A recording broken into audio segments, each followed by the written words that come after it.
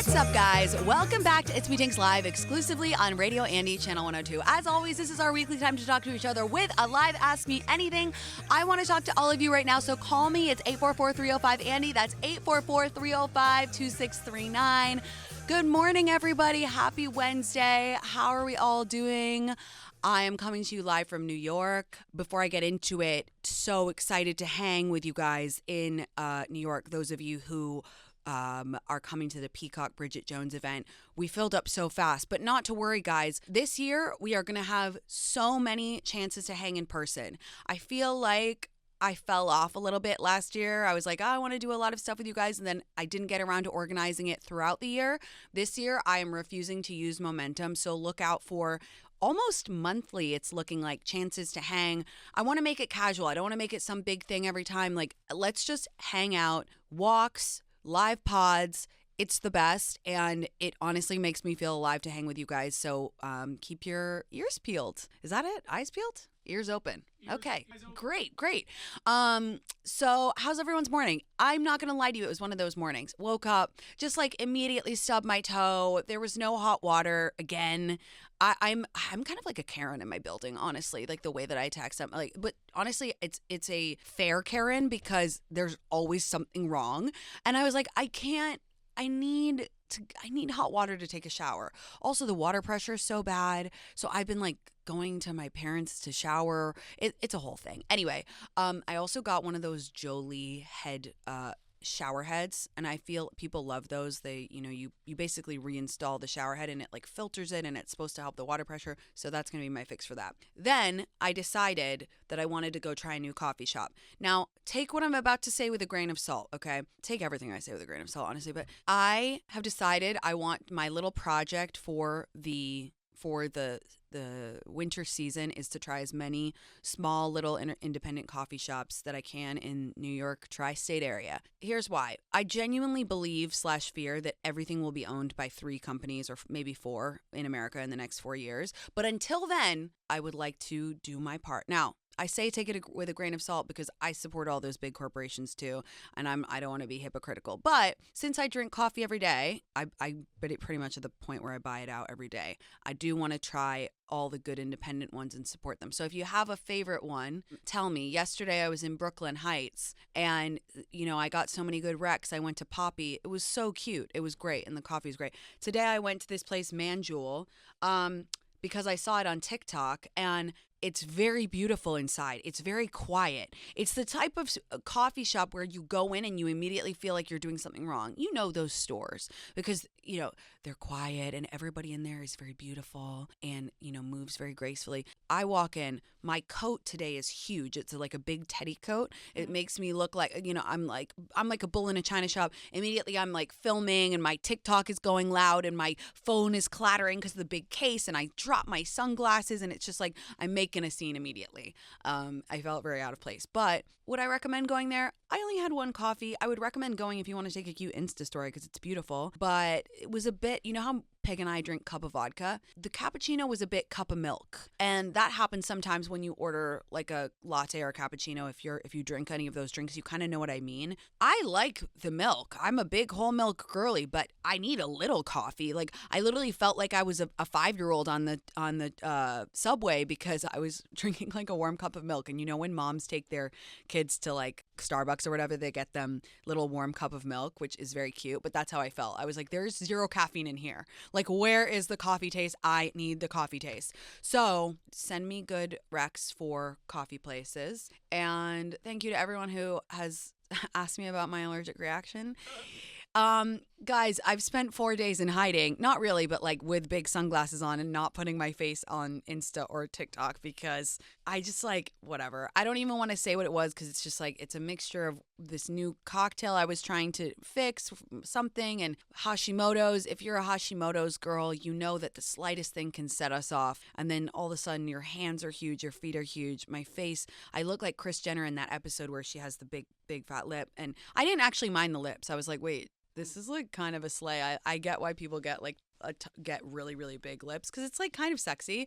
What was not sexy was my eyes. I look like I had been stung by 500 bees. It was insane. And I do it every morning and it takes me like 2 hours to kind of de-swell. Anyway, it's annoying. But all in all, I'll be okay. So shout out anyone dealing with health stuff because it is really a pain in the ass. And it just reminds you that, all these problems seem huge until you have health shit. And then you're like, oh, none of those problems were actually that big. It's Fashion Week, Influencer Olympics. I made a really funny well, I thought it was really funny TikTok. It got 0 views, but I was joking about how the editors were like, oh no, influencers again. I mean, I feel like it's pretty simpatico between the influencers and the editors and the buyers now. I feel like they've accepted that influencers are just part of life and they kind of are part of the fashion ecosystem now. But back in the day, it was a tough transition. I think way before I was an influencer, there was, I remember that iconic article. I forgot who wrote it. I'll post it on my story actually because it is an interesting read, but about, influencers and editors and their relationship. So I'm doing a few things for Fashion Week. Fashion Week's always fun because it's super busy in New York and you just, it's always super busy in New York, but there's something every night of the week. Ashley's in town and we were trying to get a reservation. We couldn't even get a reservation even using all of our plugs. I did end up using a plug to get a reservation because we couldn't get anywhere. So that's exciting. And really, really excited for the week and for all the fun stuff. And I'll stop. Oh my God. Last thing I'll say, the reunion. Now I'm saving my piece because Jessel's actually going to be on the pod. So if you have a question for Jessel, you can DM me or email it's me Tinx at SiriusXM.com. I had a different reaction than I thought I would to the second half of the reunion. I kind of think a lot of what us went into the second half of the reunion being like we ride at dawn, like, oh my God, like going in so like hot-headed. But then that's not the feeling that I had at all. I felt deflated and a bit like just quite sad watching it. Like I was like, wow, I really, really hope this person gets help. Like genuinely, I mean that. I have no sarcasm because I think it's just a very like layers and layers of hurt and delusion. And I don't know. I'll be so curious to see where they all go from that. Sorry, the last thing I'll say is I do feel, and I'm curious what Steve thinks because he watches as well, could never have a producer who wasn't a Housewives head. I do feel like the last episode was edited for us to feel sorry for Brynn. The first episode definitely was like, let's get Brynn. Yeah. This second one, I completely agree. It was such a 180, the tone 180. and the way they portrayed her, and especially the ending with Uba and her. 100%. Also with me, guys, I'm very easily influenced, and like whatever marketers or editors want me to feel, I always feel. Stay with me here. So if I feel something from watching a show, it's what the editors want us all to feel. So I felt kind of like, oh, like I hope she's okay and I hope she gets help. And I think that they are kind of setting her up to stay. I think they are. I'm curious what Jessel's take is on it when you talk to her. Like, can you move forward with this group of women as it is? Sans Rebecca Minkoff. Yeah. Announced today. But like, today. could you move forward filming with Brynn? Like, I'm so curious, especially where Jessel's at. Well, that's the thing, because the editors may have one idea, but I can't see Sai filming with her again. Sai had absolutely zero. She was very clinical in her response, which I did appreciate because she kind of like, she was like something that held the whole time. I was like, okay, this is her point of view, but I'm just so curious. Whenever you see a Bravo camera pointed at a dressing room door at a reunion, that's the fucking moment, right? And Sai being like, I will not forgive her. I don't want to talk to her. 100%. Crazy that Uba and her were hugging. Like, she just was all over it. As soon as you see that door, you know you're going to get something good. You know you're getting something good. Okay, enough of me yapping. Let's get to our first caller. What's up, Avery? How are you? Hi, Tinx. I love you. I'm so happy to be on the call. I'm in the car right now with my best friend, Kiki. Hey, Kiki. We're having a problem. Well, it's kind of me. But there's a guy in our friend group, and we were first best friends. Then we started seeing each other, and then we started dating. But all along, the sex wasn't very good. Okay. And kind of awkward. We broke up. I dumped him, and I was like, I'm just not looking for a relationship right now. But he's still in my friend group. We're friends. We've slept with each other twice since we've broken up. Okay. And I'm like, well, maybe I could change him, and maybe the sex could be good. But then I'm like, maybe I should just keep him in the friend box. He's now visited all 3 boxes, and I just, don't know what to do. Wait, why would you continue to sleep with him if it's not good? Because I think that it could be good. Girl. Last night, I was like, what if you just watched 50 Shades of Grey? No, I know. I mean, if men could be changed by watching 50 Shades, then there would be no problems in the world. Let me ask you this. When you go to an Airbnb and you don't like the decor, are you like, oh, let me quickly buy so much furniture and invest all my time in it and repaint the walls just to move out so it's perfect for the next person? No, okay? No, that's a good point. Like, no, you do not need to invest time in a guy that you have already decided is just friend material. Now, I get it. I also sleep with exes sometimes, but I do it because it's good. I do it because I'm like, yeah, like I miss that because that part of it, because it was really good. If it's not good, don't do it. He's your friend. You're probably just a little bored. I mean, maybe, I don't know. Yeah, I am. He's like right in front of you.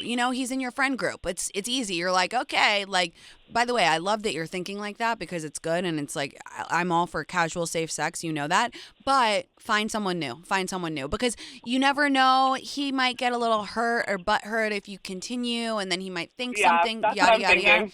Forget it. Move on. He's your friend. Enjoy him as a friend. It seems like that's the best box that he suits. And find someone else to casually bang. Thank you, Tinx. I really appreciate it. You're so Great welcome. advice. You're so welcome. Have a good one. Bye, You babe. too. Bye. Bye. It's difficult to sleep with your friends and have it be fine. Have I done it?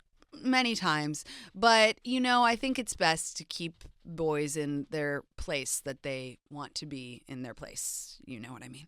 Okay, Ashley. Hey, Ashley, what's going on? Hi. How are you? I'm good. Welcome to the show. What's going on? Thank you. Okay, so I have a crazy story for you. So basically, I have been on 6 dates with this guy. Okay. And he was coming over to my house for like our 7th hangout. We were just going to order sushi at home, like watch a movie, whatever. Cool.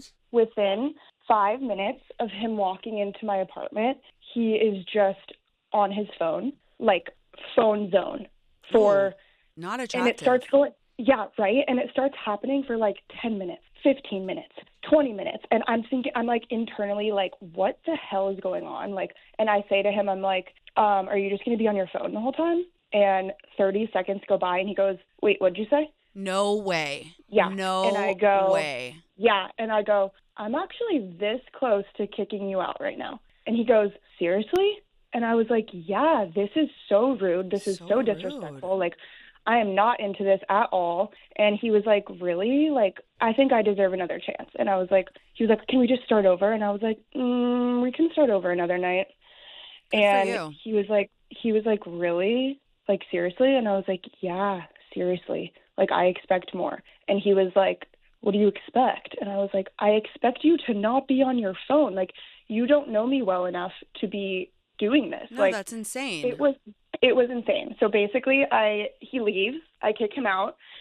And the next day he calls me and he's like very sincerely apologizing. Like, and I kind of just like say my piece on the phone. And I'm just like, that was unacceptable in my book. Like, I don't know what that was, but yeah, like, I don't know. And he was like, can I please take you to dinner to make it up to you this week? Like, please, can we just talk about it? Blah, blah, blah. And I'm just curious. Like, I had said yes to him on the phone, but I'm kind of going back and forth in my head now if you think it's worth it or not to give this person another chance. Like, I don't know. I don't know. That's a tricky one. I would say if your gut said yes, it's fine. I wish he had given a reason. Like, if he had said, and I don't know how this stuff works, so don't laugh at me. If he had said, I'm really sorry, it was fantasy football time. Exactly. Whatever. Exactly. He didn't. Or whatever, I would be like, okay, like, that was wrong of him, but it was an isolated incident. Let me ask you this. Was he on his phone on the other dates, or did you notice it, or was it just in the house? Actually, like, no, he really hasn't been on his phone much on the other dates. Okay. Have you guys slept together? Yeah. I feel like you should go. I feel like you should go and try to give him and see how you feel. Here's my other advice. I feel like if you said your piece on the phone before, I honestly wouldn't bring it up again. Like, I would kind of start fresh, as in you kind of know what happened, but I wouldn't hash it out again because you've kind of already spoken about it enough. I agree, actually. Yeah, I totally agree. You know what I mean? Like, so he's going to pick you up. He's going to be like, oh, like, again, I'm really sorry. Be like, don't worry about it. We don't need to go over it again. And then really see how you feel on the date. Like, if you leave the date and you're like, oh, I feel sparkly again. Like, that was great, whatever. Maybe it was a one-time thing. Like, I'm not a monster. I'm not above a second chance and a slip up. Like, we've all had slip Totally. ups. And that's what I said on the phone. I was like, I believe in second chances. Like, it's all good. So I feel like I should really actually just give him that second chance. Yeah. So I think that's a good plan. And then just be honest with yourself about how you feel after and see how it goes. Okay. Thanks, girl. Lots of love. I hope it goes well. Thanks for calling. Bye. Yeah. The phone thing is so crazy, guys. So one of my best tips is related to this. If you are going into a party, whether it's a house party, whether it's a networking event, any room really that you are walking into, put your phone in your fucking bag or in your pocket if you're a dude. I cannot tell you the difference that this makes in a first impression. I cannot tell you how I notice with people about their phones. I actually happen to think, despite being addicted to my phone fully by admission of myself, I actually think I'm really good in person because I really notice it when people are on their phones with me. If I'm on my phone, it's usually when I'm at my house and I'll be with like one of my best friends. I'll be like with Pig and I'll be like, let's have phone time. We'll literally announce it and then we'll like sit on our phone a little bit. But I'm not above calling out my friends and they're not above calling me out. If I do get caught up in it, they'll be like, can you put your phone away? Like, it is a disaster. Scott Galloway actually just posted on his Instagram some very interesting statistics. Hey, Lisp. I think it was yesterday he posted them about the addiction of the phone. It was something like teenagers get like 400 notifications per day or something like that. And it is wired to be addictive. So I think the how I think about it is, no, it's addictive. Take the shame out of it. Let's talk about it like we're all in it together. You know what I mean? So if you want to call your friend out, go, oh, come on, seriously, put your phone away. I also love when people do the first person to take their phone out at dinner pays for the first round of drinks. Do shit like that. Gamify it because it's not good, this level of addiction. It's really not. And put your phone away when you walk or when you're walking into a date. Like, I get it because I have anxiety too and it's nerve-wracking. You look so fucking sexy when you walk into a place, shoulders back, eyes front, looking, scanning around, taking in your surroundings, not having your phone in your hand. It's a binky. It's an adult binky. It's an adult blankie. And we need to be the group of people that does not let that adult blankie rule our lives. Okay, super quick break. I will be right back after this. If you're on the line, stay on the line because I want to chat. Be right back.